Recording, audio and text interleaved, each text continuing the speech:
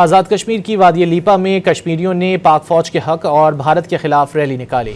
Rally में बाजार लीपा से अदालत चौक तक रैली निकाली गई, जिसमें शहरियों ने बड़ी तादाद में शिरकत की। मुजाहिरीन ने वाज़ेह कर दिया कि भारत पहलगाम का ड्रामा रचाकर पाकिस्तान पर इल्जाम तराशी कर रहा है, जिसकी मजम्मत करते हैं। भारत ने जंग छेड़ने की कोशिश की तो इसका नामो निशान मिट जाएगा। आज़ाद कश्मीर की वादी लीपा में कश्मीरियों ने पाक फौज के हक और भारत के खिलाफ रैली निकाली। रैली में बाजार लीपा से अदालत चौक तक रैली निकाली गई, जिसमें शहरियों ने बड़ी तादाद में शिरकत की।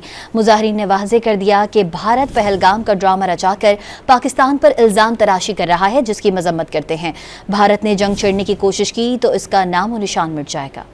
आज़ाद कश्मीर की वादी लीपा में कश्मीरियों ने पाक फौज के हक और भारत के खिलाफ रैली निकाली।